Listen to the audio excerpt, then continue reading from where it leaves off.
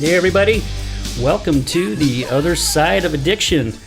I'm your host Al Richards, and our co-host JD, he is still in Santaquin, which is a long ways away, so I don't think he's going to make it. But we've got our special guest co-host, Janessa.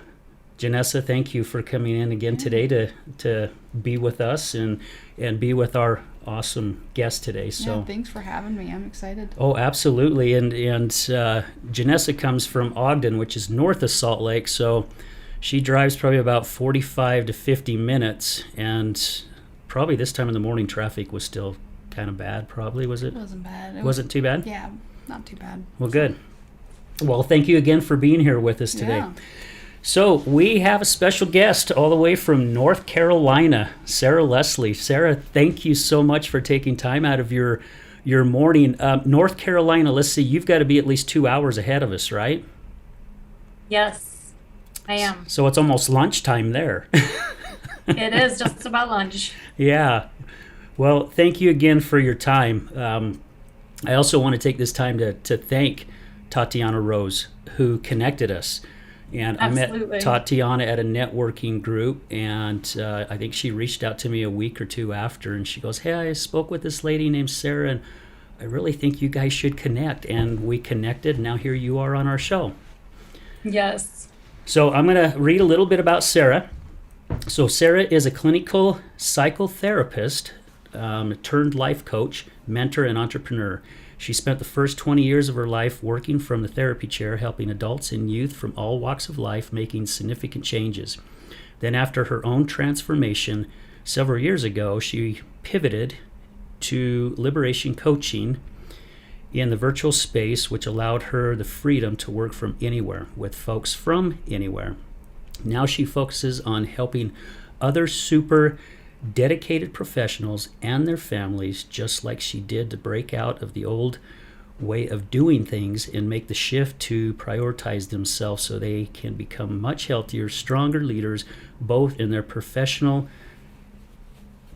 and professional lives. So my first question to you is, let me see, where was it that I read it? Then after your own transformation. So what was that transformation? And I'm going to give you two questions. What got you started into doing this? Was it just like an aha moment one day you woke up and go, this is what I want to do? Or did life kind of just push you in that direction? So first of all, thank you again for having me, and very grateful to Tatiana for connecting us. One of those undeniable events. I believe we were meant to meet, so I'm grateful to be here. Thank you. And my journey is definitely, it's been a journey. Didn't just happen. It's been years in the making. Starting from about 12, I knew for sure I wanted to help people. I had seen this news show of another 12-year-old who was out on the streets of Philadelphia feeding the homeless. And when I saw that program, I was like, wow, I want to do something like that to like really help people. So I got into social work, and like you read, I've been working in the therapy chair in the psychotherapy space in a various different venues, schools, mental health hospitals, treatment centers was my most recent, and helping people in all different types of ways. And for myself, I started in my, we'll say middle 30s, started to notice, wow, I've done all the things that life told me I was supposed to do. And yet here I am getting ready to be 40, not too far away, and I'm just not feeling fulfilled. I'm not feeling the way I was, we'll say, told, right, through various mechanisms, fairy tales, and the stories you hear growing up, and that life was supposed to be. And so after a couple of years of real struggle with myself and that feeling of like shame, what's wrong with me? Why am I not feeling good enough? Why am I not feeling really great in my life right now? I have all the things. I should feel really good. And so we'll just say there was a night in particular where the stress was uniquely high. And I was like, I can't keep doing it this way. something absolutely has to change. And so the journey of what I call my personal transformation really happened in the next few years after that. Wow. So cool. Now, what kind of personal transformation? And the reason why I'm asking, because 12 years ago I lost my job, and I was at this company for 24 years, and ended up losing my job. I went through a couple weeks of depression. You know, it took my wife coming home from work every day going, "What did you do today? Did you just lay in bed all day?" And it's like, yeah. And we had just recently gotten married, and she goes, "Well, guess what? You're going to start painting the living room." It's like, yeah, right. I'm not going to paint the living room. She goes, "No, you're going to paint the living room." And it took a little time for me to start getting involved. And then once I did, I started getting busy. But then my mind really started rolling, going, who am I? I mean, I've accomplished a lot the past 24 years. I worked my way up in the company, was in management. But who am I really as a person? And I started doing a lot of soul searching at that time. And here it is 12 years later. I would have never thought I would be where I'm at today. And again, if I go back and connect the dots backwards, not forward, I can see how every single dot connected to lead me to here. Yeah. Is that kind of like what happened with you? I mean, you already knew you wanted to do something different, that you had accomplished certain things, but I like to say with life and with growing, there is no finish line. I think it's something that you continuously go towards. Absolutely. Fortunately. Life would get boring. Yeah, no kidding, right? Really yeah, so mine, very similar story that you just described, and thank you for sharing that. But that same sense of like, yeah, what have I accomplished? I mean, I've checked off the boxes, but who am I really? And I don't feel like I'm really, as I call it now, I didn't feel like I was really living in my purpose. I had gotten off path. I like to think about it in this terms of I ended up going down a road that I didn't think I was going to go down, right? Sort of the traditional trajectory. And yet those traditional things called to me. And, whether it was the promotions or it was the increase in my salary, it was definitely that sense of, this is where I feel like life is leading me. I don't necessarily want to be going this way, but I don't know what direction to go instead. And I love talking with people. I love engaging with people. And it just felt like no matter who I was talking to, that I couldn't break free of the path that I was headed down. And so I got to that point of, I had actually been dating someone that I absolutely adored. And we'd been dating several months. And one day we're in conversation and he was like, "I just can't do this relationship." And I was completely shocked. Wait a minute, what just happened here? So I'm like really feeling good about you. I had been married once before. And so I was very guarded in my dating as it was. But some of the feedback he was able to give me really woke me up. And I was like, man, is this how I'm showing up in the world? Like, not happy was the gist of the feedback he gave me. Like, that I just wasn't in my core happy. I was very unsettled with my job. And so there were regular complaints about how I was feeling with work. And just in general, there was this sense of, I'm just not happy. I'm not satisfied with where I'm at. And so even when you think you're hiding it well, right, we're not. Like the people who are closest to us, exactly, it can be seen. And gosh, isn't it sad to think that you're not being seen would be way worse. But knowing, having him give me that feedback of like, oh, I really am seeing you and I don't know what to do about it. And I can't be in it because I got to like take care of myself was essentially what he said. And of course I was heartbroken, devastated for a few moments there. But the bigger picture was he helped me by being able to like say, no, I can't keep doing this with you. He pushed me to make that decision of, okay, life actually does have to get better. There's no other option at this point. And I knew I had a couple of people who'd suggested a couple of venues of ways to get help. And I just put it off, put it off, put it off. So as soon as that moment came where I was in that devastation, I was like, I know exactly what I need to do. So there wasn't any confusion. And it was like, all I had to do was pick up my cell phone and reach out to this one particular person that I knew could help me start on this deeper level of transformation in my life. Mm. Wow. So it took somebody that you were dating to open your eyes with that. And I like how you said that you were doing your best to hide the unhappiness. And that really struck core with me because I've done a lot of networking and I've worked with a local chamber here for a long time and got to build a lot of relationships. And when I walked into a networking group, I walked in with a ton of energy, hugging everybody, saying hello, just it was like my thing. I felt so comfortable doing it.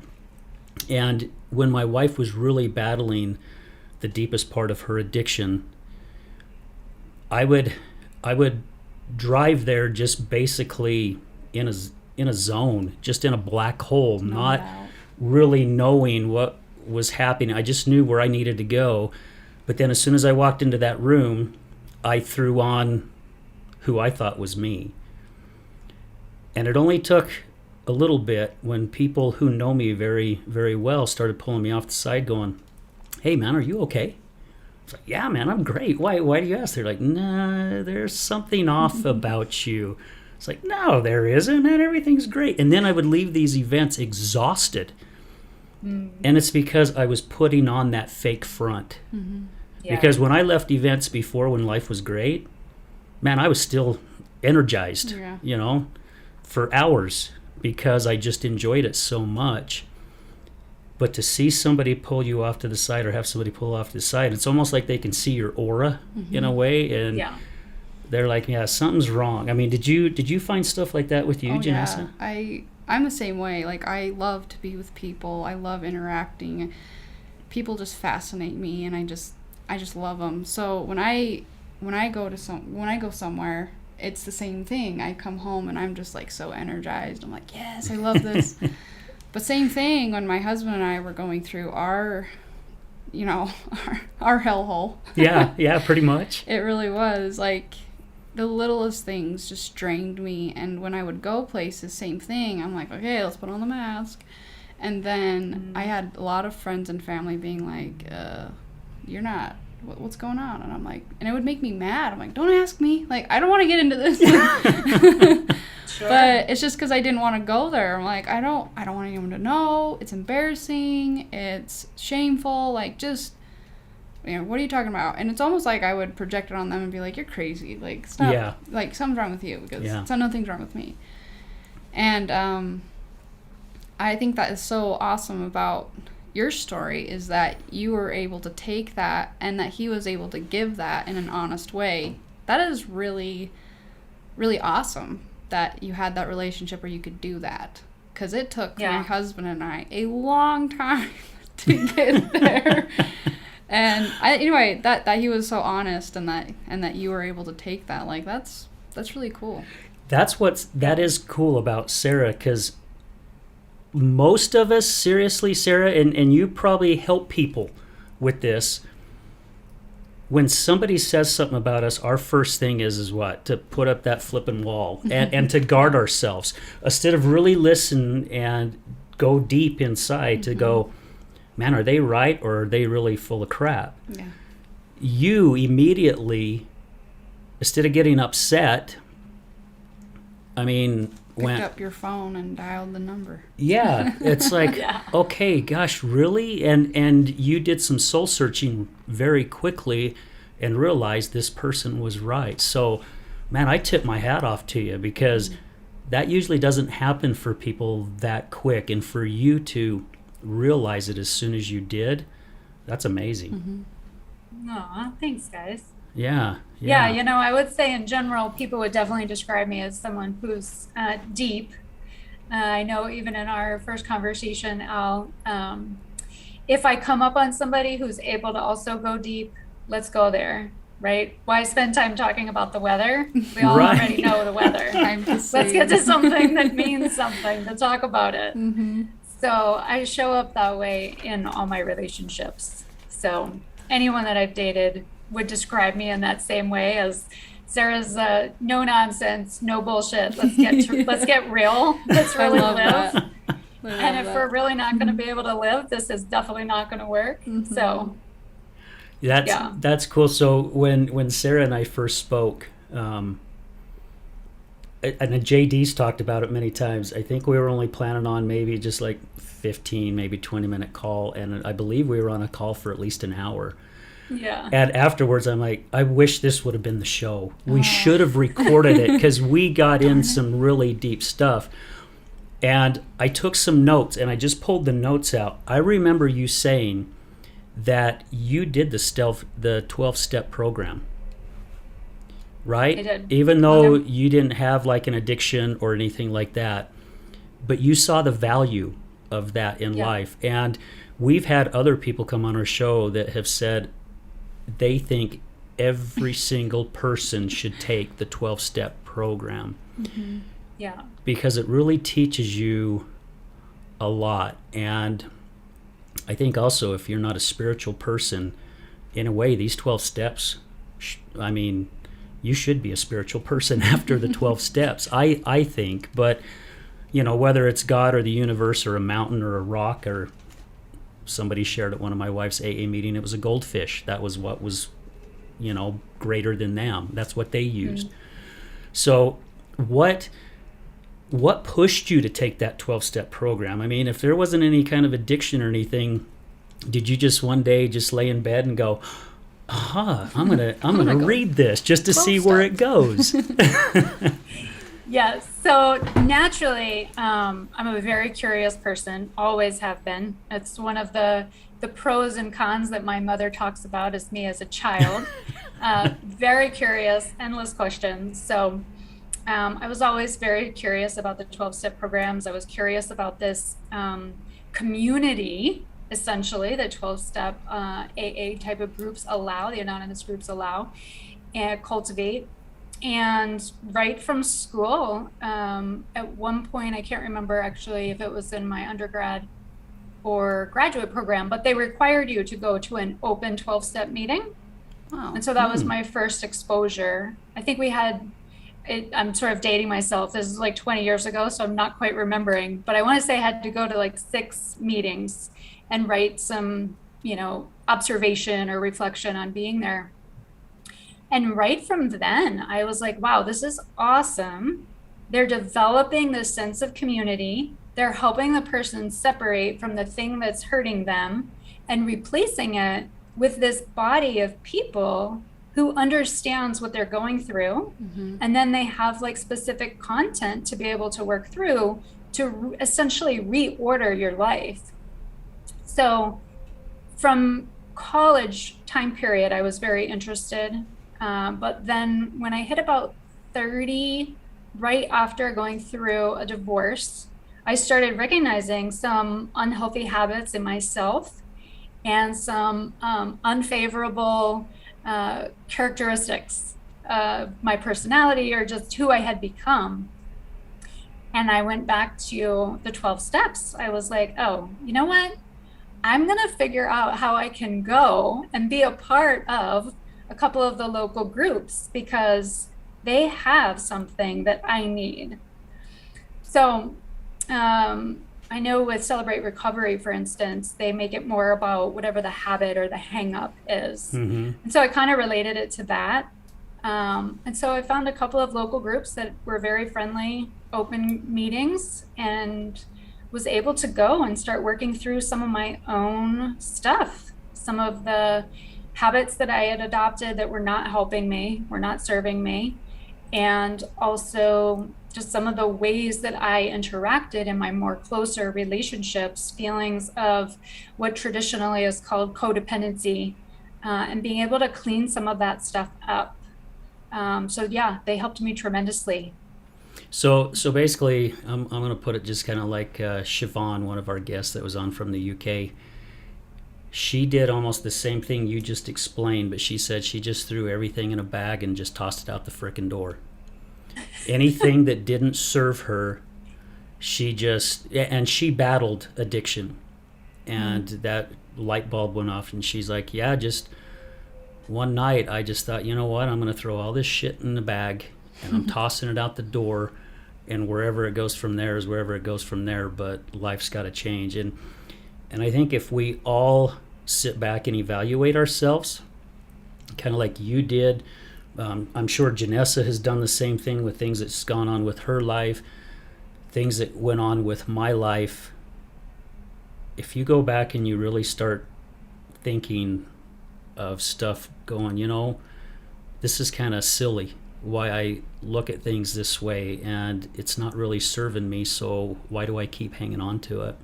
You know? Yeah, I thought what was so fascinating is, like, after I had gone through the recovery with my husband, I was like, oh my gosh, everybody needs to go through 12-step or some type of recovery program. Like, this can help anybody, whether you have an addiction or not. My husband went through a lot of different 12-step programs, and it seemed to, I mean, it helped, but it just, there's things that were lacking, he kept, you know, relapsing, and we kept looking for more and more and more, and we found one program that offered it for the spouse and the addict. So we did that, and at first I was like, I'm just doing this for my husband, like, I don't need this, you know, we're here to fix him. And after going through it for the first few months, there was one day, and I remember it specifically, where I was sitting and everything, it hit me so hard. It was like, you have just as much to work on as him. Your issues just look different than his. And it was a very eye-opening thing, and I was like, oh my gosh, I've got to get my crap together, and I've got to put all of me into this. And I did, and I feel like those programs are so awesome, because I feel like they're like relationship 101 and life fundamentals 101. Like, they really is what you build everything off of, isn't it? Yeah. Like, I feel like I had to start over, like ground zero, because I was so, like you said, like codependent tendencies and really bad habits and ways of coping, like myself and then my husband. And it was a really incredible experience. And we did that for about 2.5 years. And then we got into individual therapy, with John, which was amazing. But we had to have that fundamental, like, how to have relationships, how to communicate, how to, like you said, put everything in a bag and throw it out the door. Like, it really was that for us. But it took me a long time, because I was like, oh, this is for my husband, not for me. we think our foundation is built, but if you go back and look at it, it's built with sand. It's not built with concrete. It's built with sand, and it takes time to get that foundation. It really does. And with everything that you've gone through, Sarah, and that transformation, I mean, now you're taking these experiences and you're helping people kind of go through maybe what you've gone through, or some people have gone through worse, because a lot of people, some of the guests that we've had on our show who've dealt with like childhood traumas and different types of coaching and therapy. We had a guest on our show out of Colorado, and she works with hundreds and hundreds of people. And I said, how many of your patients have had some kind of trauma in their life that's caused them to go down the road that they're going? And she's like, 100%. And I've got this saying that I posted on my Facebook page the other day, and let's see if I probably won't say it word by word, but it says, if you can't heal what hurt you, you will bleed on the people that didn't cut you. I remember that one. It's so good. Are you finding that out now that, I mean, with your shift a little bit with what you're doing? Oh, yeah. I mean, and I would have said that years and years ago about trauma, and just all the reading and study alongside of working with people. I realized like, oh, everybody's got some kind of trauma, right? I don't even necessarily call it trauma anymore. I mean, I guess for me, part of the transformation has been being in the therapist chair to now doing more of my own spin, my own thing to help people, putting it in a way that I feel really confident in, but without some of the limitations that I would have had as a therapist, and making it so that it's the least jargony possible so that people can feel the most normal.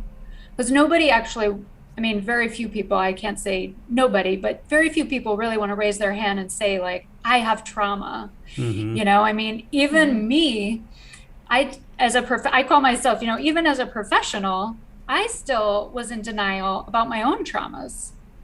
And it took many years for me to be able to finally confront like, oh, a trauma is a trauma is a trauma. There isn't like your trauma is more serious than mine, right? Because when we get into that space, I know even for myself, I would feel like, oh, well, my family moved several times growing up, like before the age of 15. That's not really a trauma, at least in some, professional definitions. But in reflection and really doing my own work, I was like, man, that really did traumatize me.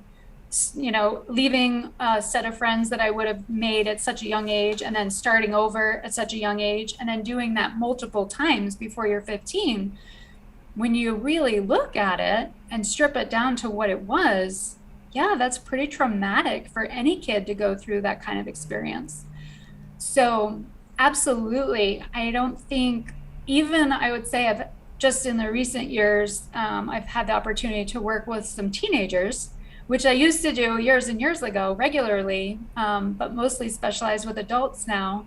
Although some of the adults that I've been working with have asked me to please work with their children.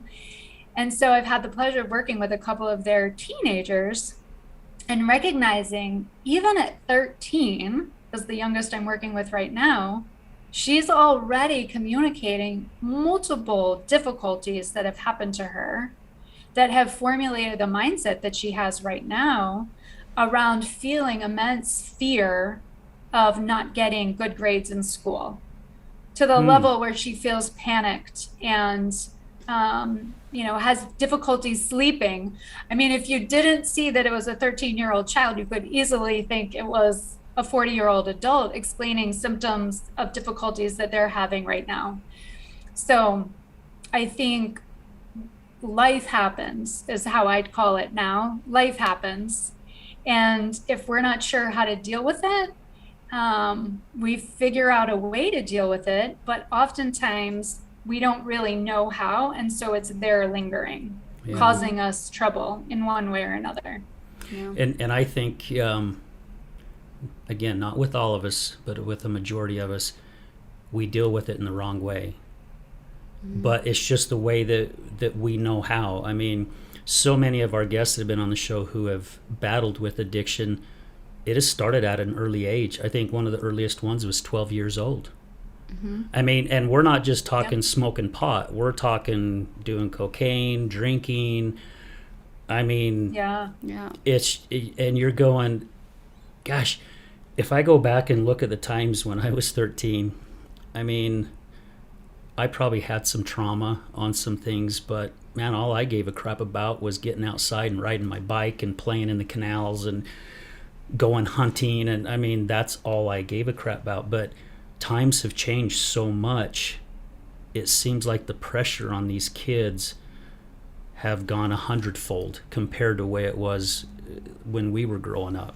Yeah, and I love what you said, how a trauma is a trauma, no matter how big or how small. Like, it has such an impact. And from what I found when I talk to people, I used to, like, when we were in early recovery, I would like compare traumas, like, oh my gosh, this and this, and oh, you're just so much harder. I'm like, wow, we're way off worse than I thought. And I found that when people do that, it either puts you in two places where you're feeling hopeless. You're like, oh man, we're in such a bad place. Like, we're never going to get better. And you kind of get this hopeless feeling.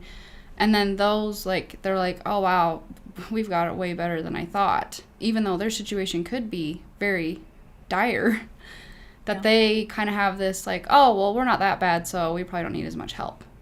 And I feel like that comparing is so dangerous because it puts the people in this denial or in this place where they're like, oh, there's no help, or I don't need as much. When really, like, if you take away the comparisons, everyone has the specific path, and some may need way more than others depending on what's happened. Like you said, the trauma is like, when did they start? How old are you? What was the situation? And that's only for you to determine, not somebody else. I mean, my husband, his trauma started at 8 years old. He was sexually abused by an ex-uncle severely for years, and he couldn't remember it.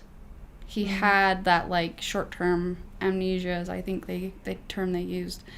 And it wasn't until we were going through those traumas, because he was like, I don't know why. Like, I don't know why this triggers me. I don't know what this has to do with anything. And it confused me because I was like, there's got to be something. There's got to be something that's causing your addiction, because it was getting so out of control. Yeah. And finally, when we started digging into his traumas in his past, it was like he started piecing things together and being like, oh my gosh, this is what happened to me. And before, he was just comparing it. And so I love how you said that. Sorry, like such a roundabout way, but I love that you say, like, a trauma is a trauma, and it's dangerous to compare, I think. Definitely. Very dangerous. Yeah. And because we're either finding, like, a reason not to get, just like you said, it's either it's essentially finding a reason not to get help, right? When we're comparing ourselves to other people. Yeah. In that realm. And I like how both you ladies are saying, because a trauma for me that I'm battling may not look like anything to you or you. You could be like, the hell's your problem? There's nothing, come on. You got to be, are you serious? But yeah, it is serious for me, because that was one of the biggest mistakes. And I just said one because I made a ton of them. But that was one of the mistakes I made with my wife when she was going through her addiction, is I'm looking at her going, get your shit together, girl. Come on. Are you serious? That's your excuse for drinking today? I mean, come on. But deep down inside, whatever, I used to call it the devil that was just festering inside of her, and, it was wanting to come out. She didn't like that term, but... the demons. Yeah, the demons. That's what it was, the demons. But it was so serious to her, and it was affecting her. And it took me a long time to figure that out. So, yeah, we've said on the show, an addiction is an addiction is an addiction. Now I'm going to start saying a trauma is a trauma is a trauma. It doesn't matter what it is. I mean, seriously, because it's spot on. I mean, that's what I'm feeling anyway. And really, why is there addiction? Because of trauma. So it's just a way of coping with trauma. Yeah, exactly right. All right, guys, gosh, we have been going for almost 30 minutes already. Believe it or not, that's hard to believe. So we're gonna break for a quick commercial, and when we come back, I was just looking over the notes when you and I spoke. I don't know, a month and a half ago it was, Sarah. You said something about an attachment theory. Yeah. So I would like you to elaborate on that a little bit more when we come back, if that's okay. Absolutely. Okay, awesome. I was refraining from jumping into it, knowing that we had gone about 30 minutes. So. Oh, no. Well, thank you. Thank you for being conscious about that. But I think we've gone as long as 45 minutes before we've taken our first break. But when things get going so good, it's like we don't want to stop. But this is a perfect chance for us to stop. So, guys, stay tuned. We'll be right back.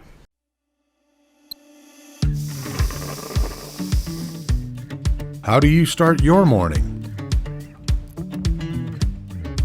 Start it with a cup of High Point coffee.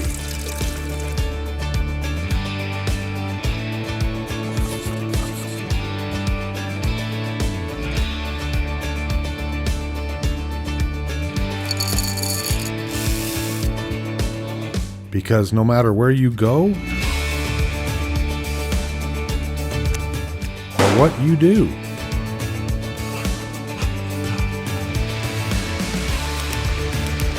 it's always better with coffee.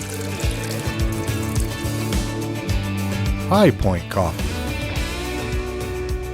What's your high point?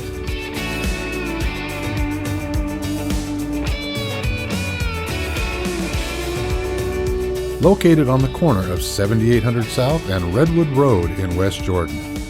And a special thanks goes out to our partners in Oxford, Mississippi. This is Gregory, owner of Lift Up Concrete, proudly serving the Wasatch Front for the last 12 years, lifting sunken flatwork for both residential and commercial applications. Only fully trained professionals lifting concrete at your residence with the same quality of material and method used at every commercial job we ever do. Don't replace it, lift it. liftupconcrete.net, 801-792-4535. Contact us at liftupconcrete.net, or if you're looking for a complimentary quote, 801-792-4535. Again, 801-792-4535. Again, this is Gregory, Lift Up Concrete Lifting.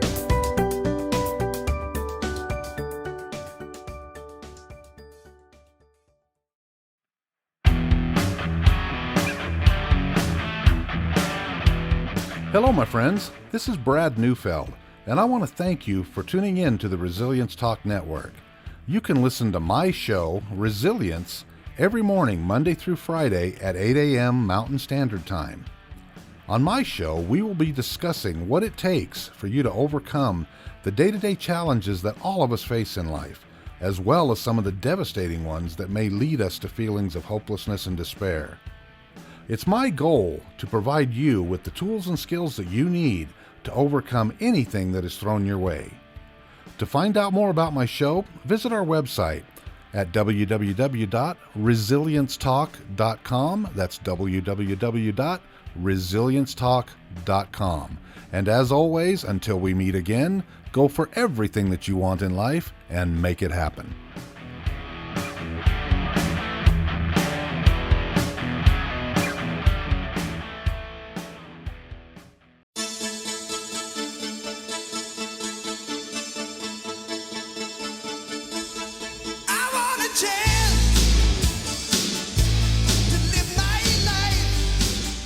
Hey everybody, welcome back to the other side of addiction. Man, the first half of this show was incredible.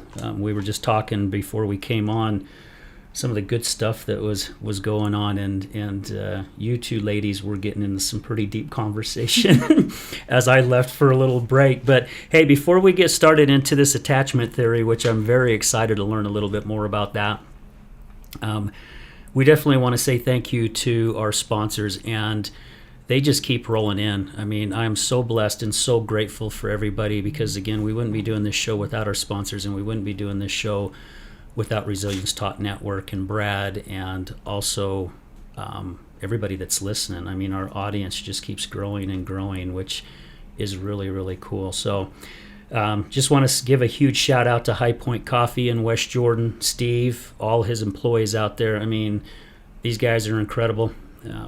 They're at 7800 South Redwood Road.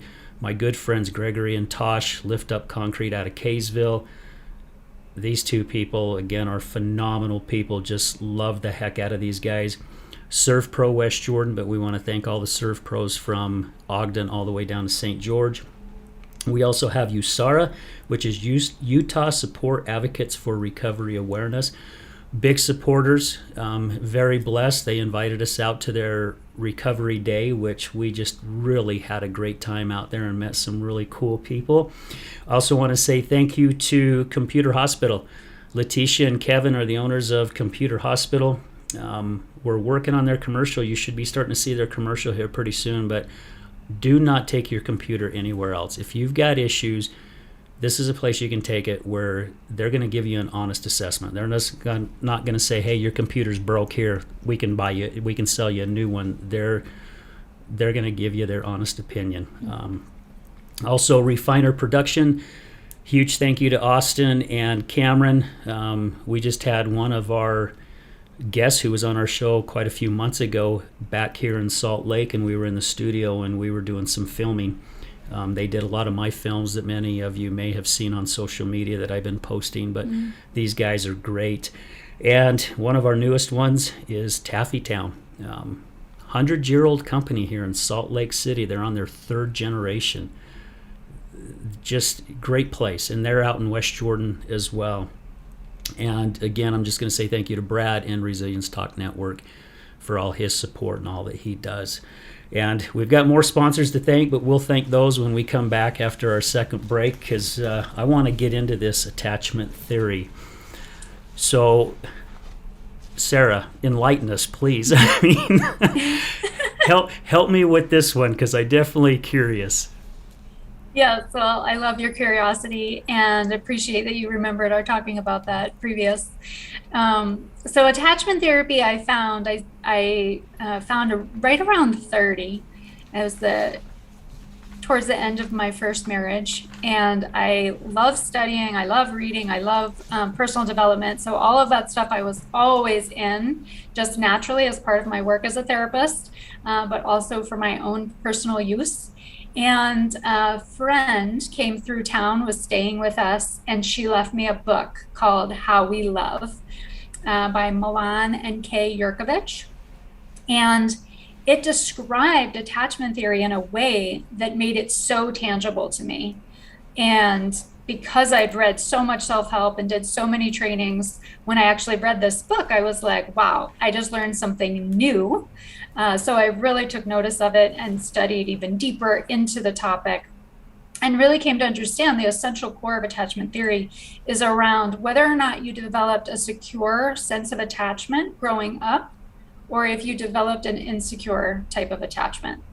There are a few different ways to describe the insecure attachment, but just to keep it simple for the time that we have together today, there's this sense of insecure, and either you're someone that leans in, or you're someone that avoids and desires to get away when things get in relationships, when things get, as we were talking about earlier, when things get deep.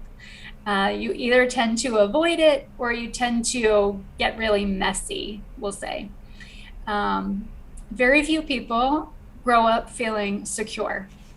So it's an interesting thing that that this isn't more public information, right, when it's impacting so many people on the planet, but that most of us grow up in an environment that causes us to react in ways that are what we would call unhealthy. Either the sense of, there's some sense developed of, I can't share my true self with the people who are raising me. And so we find alternative methods for how to process mostly emotions, as we have thoughts and then emotions that come up in our life that we just have no idea what to do with. And so we develop an insecure sense of self inside of us. Does that help? Does that make sense? Yes, it does, because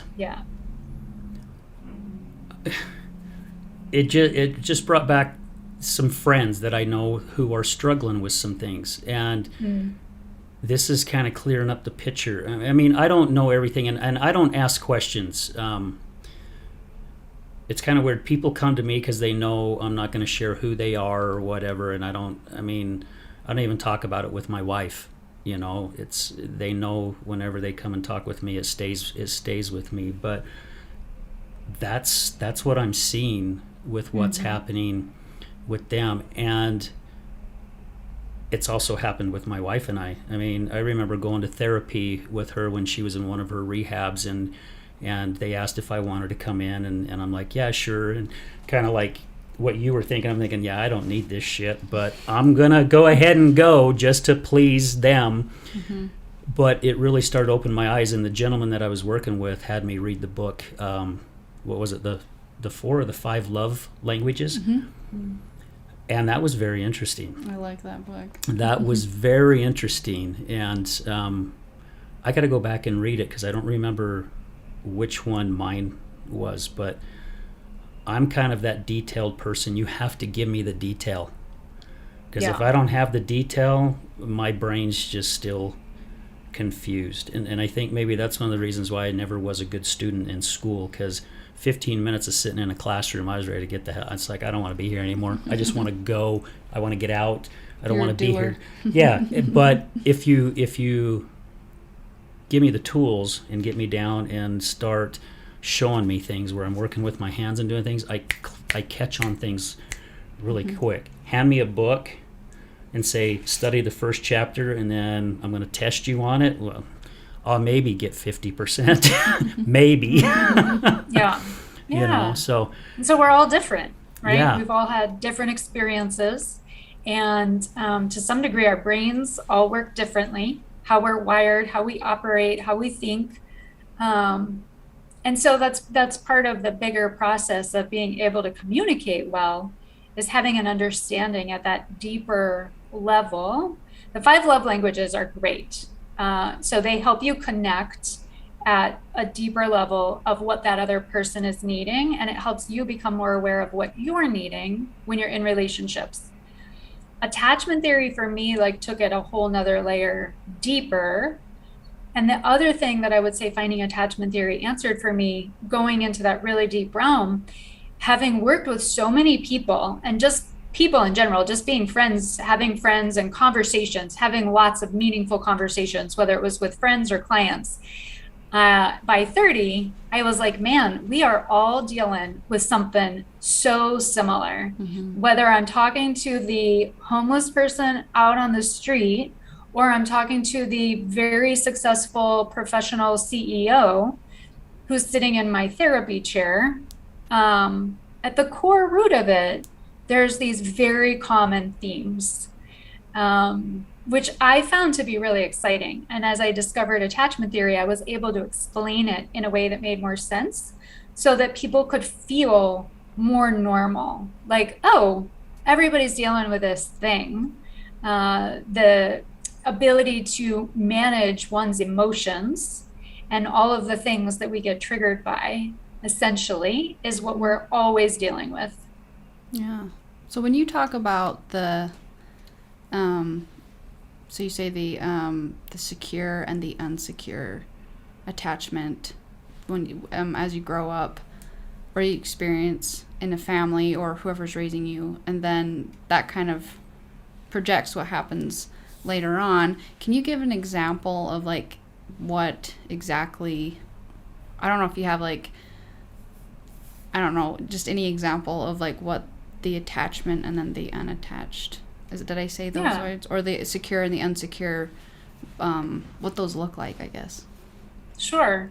So the small percentage of people who turn out with secure attachment are people who naturally seem to be able to communicate effectively. They're able to tell you exactly what's really going on inside of them.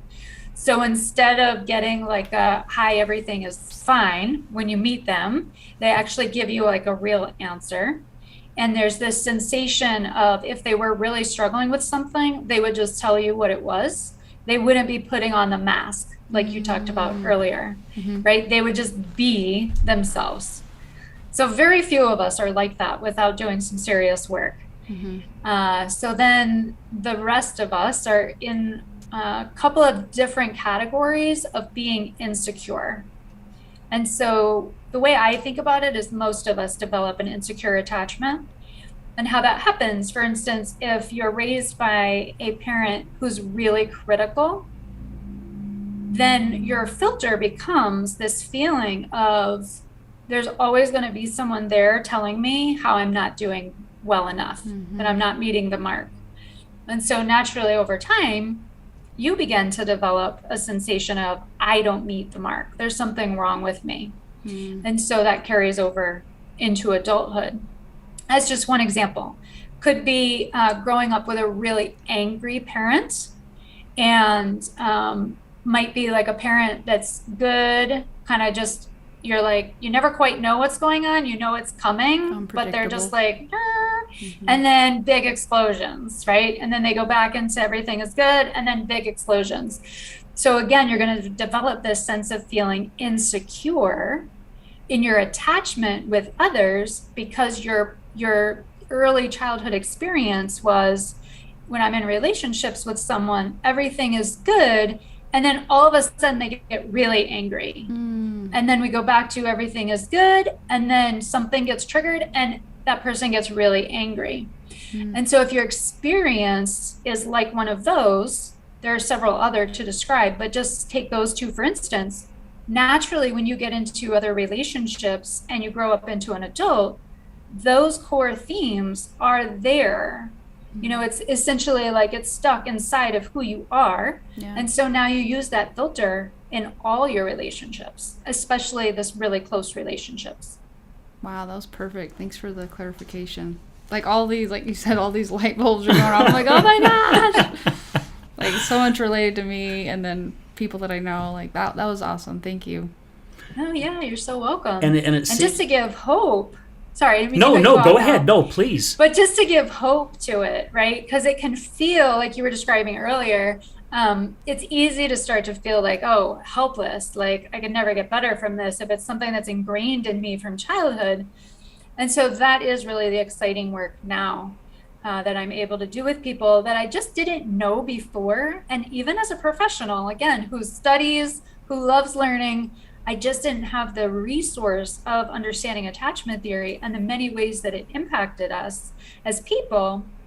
So post 30, I felt like I had this new amazing tool to really help people understand you're totally normal. Most of the people on the planet have this main core issue, and there's hope, right? There's the ability now, tons of research around neuroscience and how we're able to actually go into the brain, metaphorically speaking, but similar, like a surgeon who's able to go into the brain and actually root out some of those core beliefs, those core thoughts that would shape who you are. And you're able to now reshape, re-identify, redesign who you are as a person. I love that you, and I'm glad that I didn't jump in to say what I was going to say, because with what you just said, we had some guests on the show, two gentlemen, Nick and Ryan. They've got this book called Giant and the Smalls, and Nick was talking about your neurons in the brain. They're all connected in all kinds, different, and he goes, we have the ability, and it's been scientific proof that we can unplug any one of those and replug them in somewhere else. And what you just said was what he was talking about, because it's not too late. I mean, if you plug a vacuum into an outlet and for some reason that outlet's not working, what do? You unplug it and you go over to a different outlet and plug it in, one that's working. Exactly. It's like, I grew up in a family where anger was the way, throwing a fit was the way of dealing with things that didn't work out. And that's how I thought life was. You know, when things didn't work out or somebody got in my face or whatever, you punched a wall, you kicked something, you threw something, or you got in somebody's face. That's just what you did. When I realized I didn't want to be that type of person, I went to therapy for 6 months to learn how to unplug all those things that would get me to that point. And I've plugged them in now somewhere else. And what's really cool about it is I can recognize when somebody's trying to pull that plug out and put it right back into the outlet that I wanted to unplug. Like, and it's like, oh, the hell if you are, and I fight to do that. And it's never too late. It doesn't matter how old you are. It's never too late to unplug those and plug it somewhere else, right? Yeah. Yeah, I found it really fascinating when you were talking about how, the way you're raised, if you are raised with someone with like anger or really critical. I read a book earlier this year called The Body Keeps the Score. And that book was so fascinating. I mean, it goes into some really deep stuff that I don't even understand this because it was very technical, but there was one part where they gave several examples, and I didn't really put it together until you were saying this, but they're how children are raised by certain caregivers they could predict how they would be when they were adults, like how successful or, what different situations, what problems they would struggle with. I thought it was so interesting that it's down to a science of like, oh, you're raised by this person. Well, you will become like this if there's no intervention. And I thought that was, I just thought that was really fascinating. When you brought that up, I was like, oh, it's like, anyway, I was putting those together, so. Yeah. It's really fascinating. It's good. I love it when it connects. It's great. Mm-hmm. So, we are all molds of our parents, right? We are. The molds just keep producing. Yeah. But we don't have to stay. We can change that mold anytime. Yeah. Yeah. Absolutely. My dear mom, I love her to death, and she's been so beaten down, and she is so negative, but it's just because of where she's been throughout the life and the relationship and everything. And I was talking to her a couple of months ago about some things, and she goes, sweetie, thank you, but it's too late for me. Mm-hmm. And I'm like, Mom, no, it's not too late. I think she's 73, and it's like, no, it's not too late. It's never too late. Again, there's no finish line. The only finish line is when your higher power decides it's time for you to come home. That's the finish line. Mm-hmm. Yeah. And it breaks my heart that she's not willing to do it. She is so deep in her depression and the way she looks at life. Mm. It'll take a lot of work to get her out, but I know it's possible. But do you see that with some of your clients that, and I know you mentioned it earlier, like it's done and it's over with. My wife said that about her addiction when everybody was just pushing her under the bridge and saying, we don't want anything to do with you anymore. She couldn't see the grandkids anymore, and she kept saying her life's over. Her life's over. Yeah. It's not over, right? No, it's never over. I think that's why it's so important to talk about it in as many normal terms as possible, and to be able to say that getting help feels hard, and the doing of the work feels hard, but that's only because you're on the other side, right? It's only because you're over here in the not doing it yet side.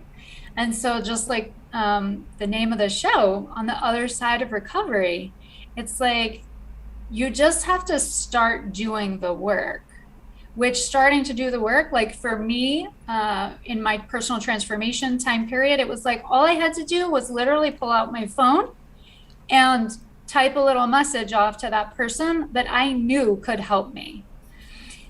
Just the act of taking out the phone and sending off that message, immediate relief in my body.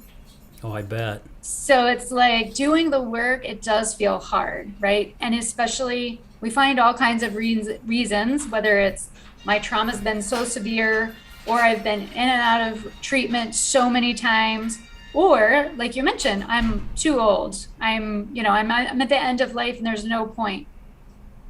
Big picture, my own philosophy or personal way that I go through life is I want to be as healthy as possible until I'm not alive. Mm-hmm. So it's like my plan is to continue on this growth trajectory until I die, because I know that's the best way to live. Why would you ever, now being on the other side of recovery for myself, it's why would I ever want to sit over there, right? Just keep sitting over there in the depression, or keep sitting over there in your anger or your hurt, whatever the thing is, when it can be just as easy as just starting to talk about it. You're actually already doing the work just by being willing to talk about it. Yeah.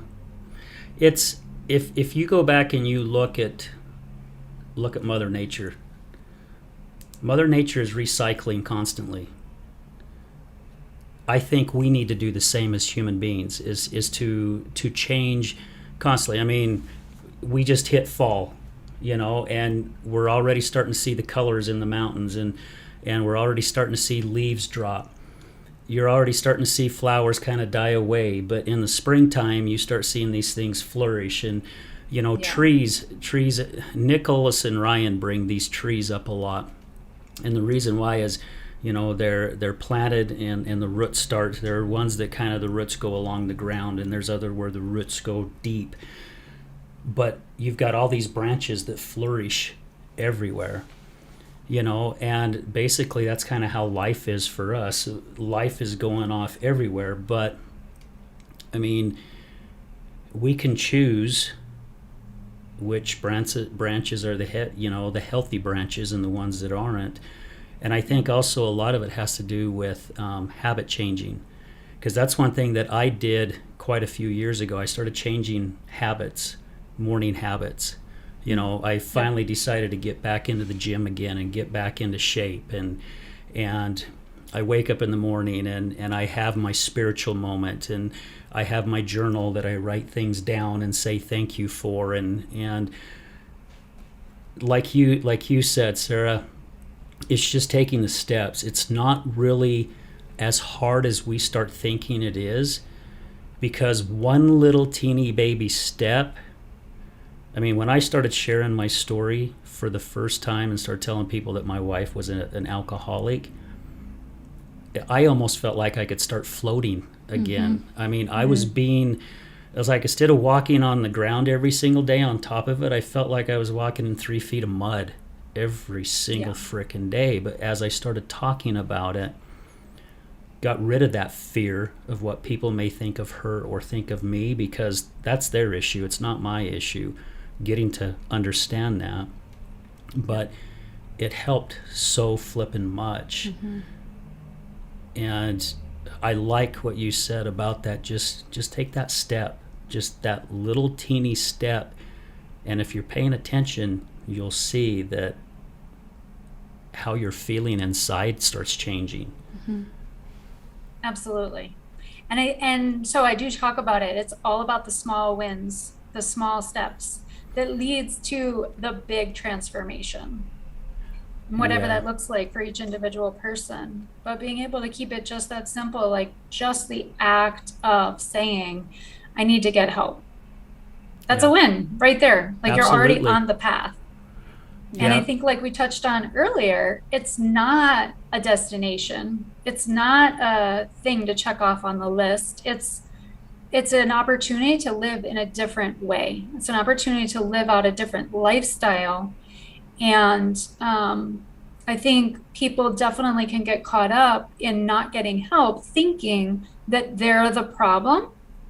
And certainly folks with addiction, and who've been identified as having an addiction, or they oftentimes get seen as the problem, right? And so they adopt that label. And just by giving that label, the mind starts to filter and process, I am the problem. There is something wrong with me. And eventually we get to, I'm broken and I can't be fixed. Mm-hmm. So it's really that mindset alone that needs to be tackled in order for someone to step over to the other side to say, I can get help, I can get better. It's really just a matter of going in and rooting out that one particular belief that they are the problem that needs to be fixed. Well, and they've got to want it too as well, right? Because I know the first time my wife into rehab, the only reason why she went into rehab is because she went into rehab for me. That was the first thing she did wrong, and I'm not blaming that on her, because I'm the one that pushed her. Mm-hmm. You're flipping going to rehab, so I pushed that on her. And the first 3-4 rehabs she went into, it was for me. Mm-hmm. And then of course by that time, anytime she went into rehab, it was like, oh yeah, I'm just here. She didn't want to do the work till she was ready to do the work. But once she was ready to do the work, the transformation started happening very quickly, and it's still happening, almost 10 months later, with her coming up on 10 months sober on the 9th of October. That's awesome. Which is kind of weird, huh? It's the 10th month. So she hits her year in December. Wow. Which is really cool. But yeah, it's those steps, and we are the only animal on this planet that take things in so personal and beat ourselves up on so many things. You don't see the other type of animals out there doing it.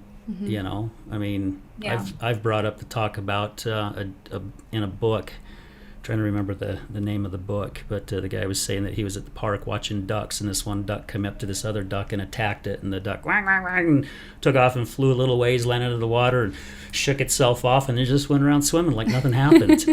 You know, well, with us, we wouldn't do that. We'd be like, well, that son of a bitch, you know, I'm going to go after him, or what did I do wrong? We'd sit there and we'd eat ourselves up over it. So, yeah. Well, my gosh, this has been some really good stuff, and we're already at that time for another quick commercial break. So, guys, stay tuned. We're going to be right back. Good morning, this is Leticia with Computer Hospital. We are your computer repair experts for both PC and Mac. We are your community resource for all of your computer repair needs. What makes us different is that we want to fix your computer. We also do free diagnostics. We charge a flat rate labor, which means that you won't pay by the hour. All of our computer repair is done in-house with a fast turnaround time, and same-day service is also available. Feel free to stop by anytime without an appointment. We're located in Sandy at 8721 South State Street. Again, that's 8721 South State Street, or call us at 801-987-3993. Again, that's 801-987-3993. This is Leticia with Computer Hospital, and we look forward to seeing you soon.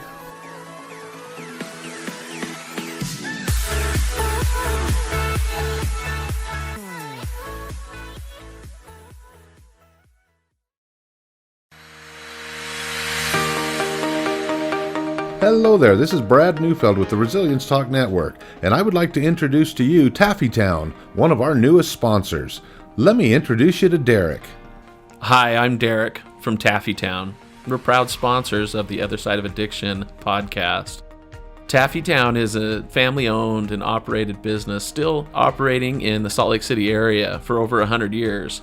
We manufacture some of America's best saltwater taffy. What makes Taffytown stand out from all of the others? We have a unique recipe, a whipped-style recipe that incorporates egg whites, evaporated milk, real sea salt.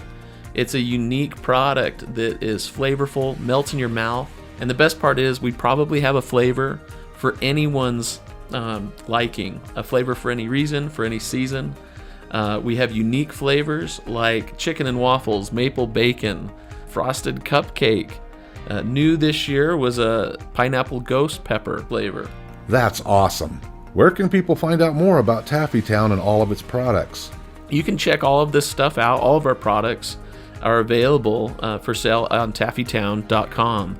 We ship for free from our website, so all of our pricing on there is shipping included. Oftentimes we offer special promotions and discounts to our loyal customers, so do be sure to sign up for an account. And we look forward to seeing what we can do to make you smile with our taffy. Where are you located?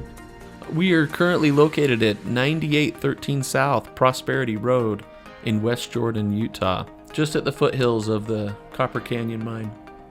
Derek, taffy has always been a great gift to give. What are some of the creative ways Taffytown can help say thank you to others? Yeah, if you're looking for gift ideas, whether to say thank you to friends or family, or maybe to your clients after such a difficult or successful year that you've had, you could look no further than to get a gift idea from taffytown.com. We offer pre-packaged gift boxes that say that it's saltwater taffy from the city of the Great Salt Lake, and it tells a little bit about the history of our community and making candy for so long. You can also do customized gifts to pick out just the right flavors or colors of candy for that special someone and deliver even a personalized message in that box to them. So please feel free to check out taffytown.com for any gift ideas this season. Thank you so much, Derek. Please visit taffytown.com, that's taffytown.com, to find out more about the products and services that Taffytown offers. You won't be disappointed.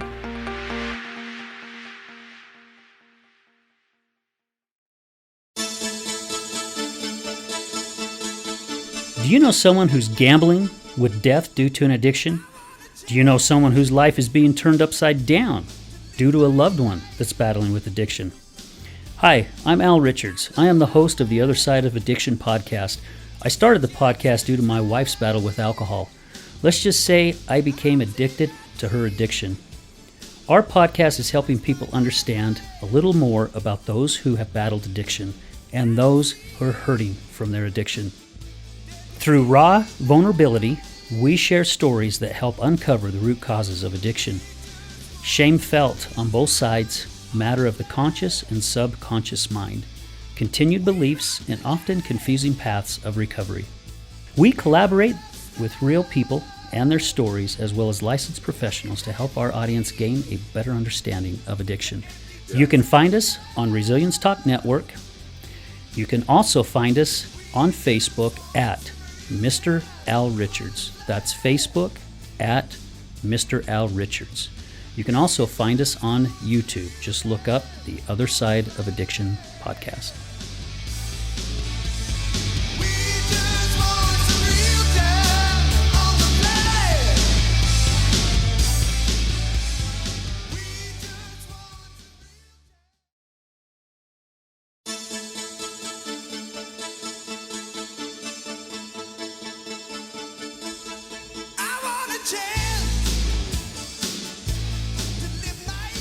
Hey everybody, welcome back to the Other Side of Addiction. Oh my gosh, second half of the show was awesome too. We've got so much great information. Sarah, thank you for all this stuff you're sharing with us. I think both Janessa and I are learning a lot right For now. sure. So before we get on with the show, there's more sponsors we just want to say thank you to. I want to say thank you to Troy Huddle, my good friend with I Am Power Ninja Real Estate, TJ McLeland with Fitness Realty, and my new friend who actually introduced Sarah and I, Tatiana Rose with Advanced Business Books. Guys, thank you again so much for your support. Thank you to our audience, and thank you again to Brad Neufeld with Resilience Talk Network. None of this would be possible if it wasn't for all you guys. And Janessa, thank you for wanting to come on the show, and I'm happy to. it's so fun to have you here, and it's a pleasure, and I know you've been wanting to do a podcast, and maybe this just might get things started for you. We'll see. I think so. We'll see where it goes. All right, so Sarah, you have shared some incredible information. I mean, I think we got to have you back on the show again, probably next year, have you come on and share some more stuff, because this has just been so good. Is there anything else that we haven't touched base on that you feel would be important to talk about? Well, first of all, thank you very much. And yes, I would love to come back on anytime and have great conversation. I'm always up for it. Awesome. As far as what else to share, I think Janessa actually mentioned the masked word before, and describing like putting on that mask. And I guess that would be like the one thing I'd really want to say to people is, if you feel like you're wearing a mask, it's time to take it off. It's time to figure out how to take it off. It's time to figure out who you are really meant to be. Because I believe wholeheartedly we are all meant to be someone, and we are all meant to contribute.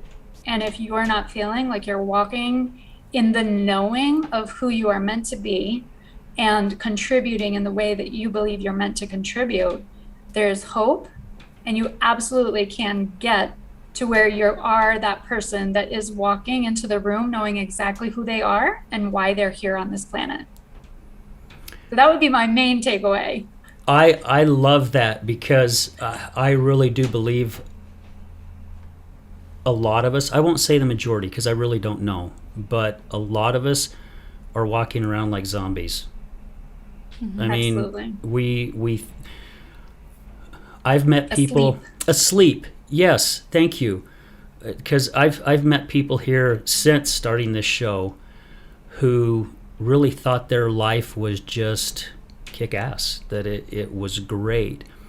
But then something happened to where they really started thinking about, like all of us have shared today, that they realized, man, my life ain't so great. There's things that I can change. And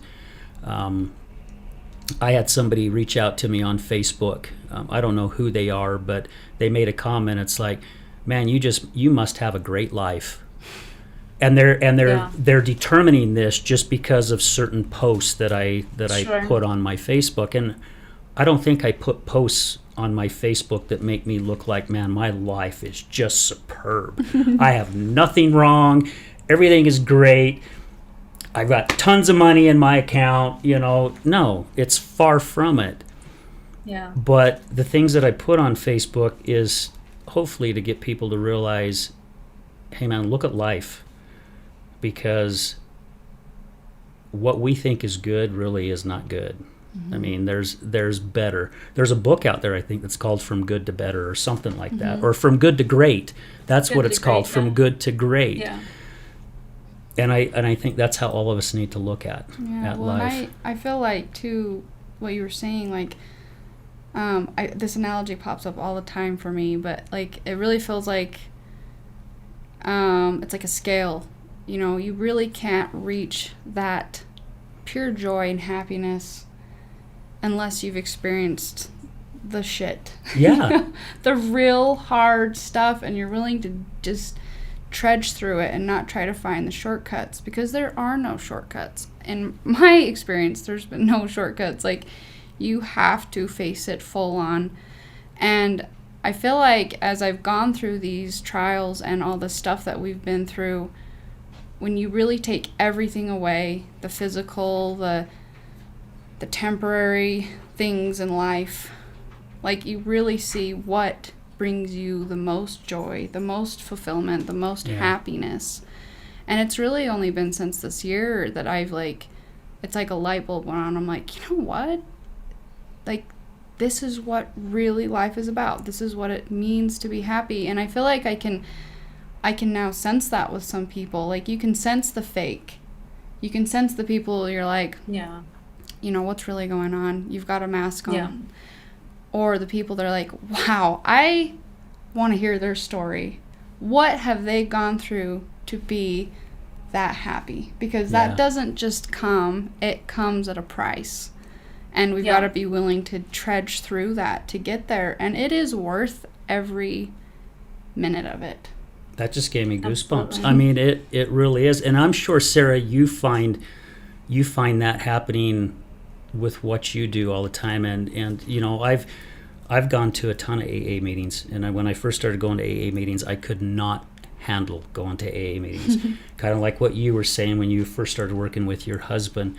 But then as time went, I'm starting to go, man, I can learn something from these guys. I mean, I really, really can, because they've gone through a lot of crap, but now they see what life is meant to be. And I think so many, as we've been saying, The Mask, it's like that movie with Jim Carrey, The Mask, right? Yes. We put that mask on to make us feel like everything's okay. Life is great, and there are no problems. False security. Yeah. So, because we think we have to. Yeah. There's this belief out there, this notion that you should have it all together. So nobody really wants to be the one person that's like, well, gosh, I don't have it all together, but everyone else in this room looks like they do. yeah. And I guess to that, I would just say, again, from all the conversations I've had with people, because I love to go deep, I've just learned after talking with folks, everyone's got stuff. And even those folks that look really happy, like not just the ones that are wearing the mask that look happy, but even people like I have the privilege now of saying I am one of those people that's genuinely happy, which has taken me many years to actually get here to say I am genuinely happy. But that's not to say I don't have hard days. Right? I mean, that's not to say that life doesn't still happen to me, which is why I, instead of calling or referring to things with the trauma lens, I now more and more find myself saying life happens, because life still happens to me. And I can still get triggered. I can still go into moments of feeling insecure, having doubt. How does this person, receive me? Because there's some sort of triggering circumstance that happens. It's just to say that most days now, I'm actually able to enjoy life, which honestly, I think probably, maybe even as early as 5 years ago, I would have really doubted, is it possible for me to actually really enjoy my life? Because I was wearing that mask and I could not figure out how to take it off. I couldn't figure out, even when I did start to take it off, we'll say, and show up like the mess that I felt I was inside, I still didn't see the path on how to get living a life that felt true and honest for me, where I was awake and able to enjoy life. So really the time period where I discovered this personal transformation route, taking personal responsibility of, okay, listen, Sarah, you're 40. Can't keep blaming mom for the things that are going on in your life now, right? And it's about taking ownership of my experiences, getting into the brain and reordering them, sitting with people who really understood, whether it was a therapist or a coach. I've sat with many different people that have helped me to grow and transform over the last several years. But it's about finding that right person that's good for you. I think sometimes we can get caught up in, should I see a therapist? Should I see a coach? And what does that mean if I have to see a therapist? And all of these just judgments. Whereas really it's just find someone that you connect to who looks like genuinely they have it together and figured out to some degree, and get curious, ask them how are you so happy? What's going on in your life, or what's happened to you that's allowed you to be this happy person? And just finding someone that you can connect to, and not allowing that stigma of getting help, connecting with someone else to hold you back from getting the help that in your heart you need. I love it. So, go ahead, Janessa. No, go ahead. I just had a quick question before we end. Yeah. So you talked about responsibility, how you took on that responsibility. And I'm just curious what your input is on this. Recently, I was when I hit that point where I'm I have got to take responsibility for my crap, for what I've done. I can't just, say, Mom and Dad, look what you did to me, or, and pawn it off on people. But isn't there a point where you say, because I feel like I have a tendency to take all of the responsibility onto me. And I feel like that can also be detrimental in a way. So Absolutely. What would you say about people putting the responsibility where it goes? Not just to themselves, but you did this to me, that's yours, and then this is my stuff. So I'm just curious what your point on that. That's really good. Yeah, that's a beautiful segue for even me just to share a little bit about the work I do with people. So it really is about finding personal responsibility and understanding what that word even means, right? Yeah. And just like you so beautifully described, being able to really differentiate and discern what is yours and what is other people's, and finding that divider, that boundary, so that you can truthfully take on your own responsibility and stop blaming. I believe you're able to, as you do the work, you're able to leave blaming behind you. And so even in situations where it's very clear that someone else is causing harm to you, even just talking about traffic, when I'm driving out in traffic, it's easy, right, to see that someone who cuts you off, there's blame, right? This is just the easiest example to use. And so I could easily and naturally be like, why did you cut in front of me? I'm right here, didn't you see me? And go into that blame mode. But to me now, I'm able to actually drive in such a way that says, oh, that guy must be having a really hard day. Let me slow down so that you can get well on ahead of me. right? So that's that balance of figuring out, like, what's my responsibility, what's yours. Certainly in that situation, I could also say that I was in the wrong place, I shouldn't have been there, otherwise that person wouldn't have needed to cut me off, right? So there's that other side of taking too much responsibility. Yes. So it's really about getting clear about what's yours, and again, being able to verbalize it, which most people that I work with, even very successful CEOs and business owners, who you would think like more than the rest of us would have it all together. It's like, no, they're just in that same venue of either taking on too much responsibility or not recognizing where their responsibility ends, and they need to let other people figure it out for themselves. So that really is the work, the heart of the work that I do with people, is that personal responsibility and being able to then articulate, hey, this thing that you just did, I really was impacted by that. And I would like to be able to share with you what's going on for me as a result of you doing that thing. Being able to have that kind of conversation with anyone that you need to have that kind of conversation with. Does that help? Yeah, no, that was awesome. Yeah. That was perfect. That was really good. That was very good question. That was awesome. It was a great question. Yeah, see, that's why she's on the show.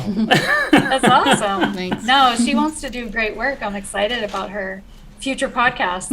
Yeah. The more people we have talking about this kind of work, the better. That's what we feel too. Yeah, I mean, and I think more and more people are starting to see it, especially with what's going on in the world right now. I think people are starting to go, you know what, there's got to be something out there. There has to be. And the more, I'm a big believer in the energy. The more people that we start getting in that ball of energy, it's just going to continue to grow and get stronger and stronger and stronger. So, yeah. For sure. And the more people who are willing to say, I'm getting help, right? Or I have a therapist, or I have a coach, or I meet with, 2 or 3 different type of mentors every month, the more other people are like, oh, wait a minute. If you need to meet with somebody to get help, I definitely need to be meeting with somebody to get help, It's contagious in a way, isn't it? Yeah, it's a beautiful thing to pass on to people. It is. And really, probably 10 years ago, I don't think anybody would say, oh, I hired a coach. Yeah. No. Or I go see a therapist. Yeah. At my 12-step group, Yeah, because Exactly. It's that stigma and that fear of being judged, right? Absolutely. But there are more people talking about it. I mean, I know probably a handful of people, and I'm sure you probably do as well, Janessa, that, I mean, they're working with 2 or 3 people, to help them become better and help them move to a different level in life, so... Again, the runs on that ladder never stops. It continues to go. Sarah, this has been so flippin' awesome. I think I've said this on other shows before. My wife's like, well, how did your podcast go? And I was like, this one was phenomenal. And she's like, you say that about every show. Well, this one was definitely phenomenal. Yeah, you get to have regularly phenomenal conversations. We've been so blessed to have so many incredible people on this show, and people like yourself who have gone through life challenges and who have taken that now to reach out and help other people. I mean, you're not one that basically, just kind of I don't know. There are people I know that they try to help you, but they've never gone through what you're going through. For people who have gone through things, those are the type of people, it's like me trying to teach my wife how not to be an alcoholic. Well, I've never been an alcoholic, so how the hell can I be good for her, or her trying to tell me what I need to do and be on the other side when she's, so it's great stuff. How can somebody find you? If somebody has questions, or do you have a website, or what can you share for people to locate you? So my website is sarahlesliecoaching.com, and Leslie is Leslie. And my email is also sarahlesliecoaching@gmail.com. I'm also on Facebook and LinkedIn. So folks can reach out any way that feels comfortable for them. And on my Facebook page, get a good flavor of the real me. I love Wow. Okay. Are we friends on Facebook? I think so. I think I'll we have to check, connected, 'cause didn't we we? definitely Yeah, should we be. yeah, we definitely should be. I can't remember. For some reason my brain, the file's going back, and I think you may have sent me a friend request after we talked, but I don't remember because I've been speaking with so many people, and I'm starting to get, as we were talking before the show, Yes. I've got to recalibrate. I've got to figure some things out to make things a little easier for me. But Yeah. Sarah, thank you again so much Thank for you. taking time out of your afternoon. It's lunchtime, I know, probably for you. Just to be here with us and to share your knowledge and your experiences. I mean, I know this show is going to help a lot of people because just sitting here on the other side of the camera, it helped us a lot. Oh yeah, it I was mean- a privilege, really. Yeah. Aw, well, Yeah. it's a privilege for me as well. I'll ditto both of those, or I'll concur. How's that? I'll concur. Concur. Is there anything else that you would like to share before we sign off? I think just that heart of the message of no matter what your circumstances is, and no matter how old you are, or where you're at in life, there's always hope. And it's just a matter of starting to talk about it with somebody that you trust. So encourage everyone to know life is not as it has meant, as it's been for you. It doesn't have to continue in that same way, that there is that opportunity to change things. Even if you feel super stuck and like you've been trying and trying and trying, there's always another method to try that will eventually get you where you're looking to go. So it's really a matter of finding somebody good. And that's really what I tell people when they ask me, like, who should I go and see, or who would you recommend to help me with this problem? There are just tons of helpers in the world, and they have all different types of titles. And it really is about finding somebody that you resonate with, and that you feel like you can trust. And essentially, as I call it with my clients, we're doing life together. For this season of time, we're doing life together. I love that. So I do too. Life is happening for you, not to you. But we just seem life is happening to us. But yeah, great information. Don't ever stop giving up, because Sarah just hit it. There's somebody out there that's a fit, and also, like she said, somebody that you can trust. And a lot of times that's not a family person or a friend. It's somebody outside of your circle that you will find. So if you are looking inside that circle and it's not working for you, step outside that circle, because there will be somebody there. There always is. yeah, absolutely. And I'm available, just to throw in there, I'm virtual. Absolutely. So like I said, I'm able to help with anybody in the country, which has allowed me more freedom. And I've enjoyed working with people from everywhere. Love learning about people's stories. It's so great. That So is- thank you. That is so cool. Absolutely. Thank you again for being on the show. Thank you for your love and your support. And we look forward to chatting with you some more.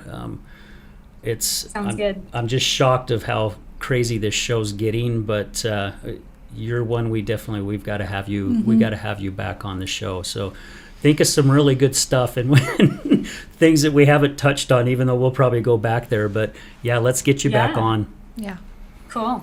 Okay, Sarah, you have an incredible day, rest of your day, and I hope the weather is beautiful there in South Carolina right now. It is. That's beautiful. Is it? Yeah. Are the fall colors starting to come out there? And They're just poking through. Ah. There's still lots of green, and then there'll be just like a big patch of red or a big patch of yellow. So So it's pretty. coming, but it's not here yet. yeah, I'm starting to Yeah. wonder what's going to happen here in Utah, because when I walked out the door yesterday morning, I looked up at our beautiful Wasatch Mountains, which I do every morning, and there was snow on the top. I saw that too. Wow. So here it is, September. It's the end of September, but we've already got snow, and that usually snow. doesn't happen till October. But we could use a good winter this For year. sure. But For sure. Sarah, thank you, my Cool. dear. God You're bless so you, welcome. and Thank you, guys. we Thank wish you you. the best. Yes, thank you. And if either of you ever need any, consultation, I'm happy to help. Just like you were Perfect. talking about, Al, you want to talk through that, how to find more time for yourself. I'm always available. Awesome. Love to have good conversations. Okay, sounds good. All right, guys, All right. we're going to leave you with this, as I do every week. Remember, addiction is giving up everything for one thing. Recovery is giving up one thing for everything. Have a good day, everybody.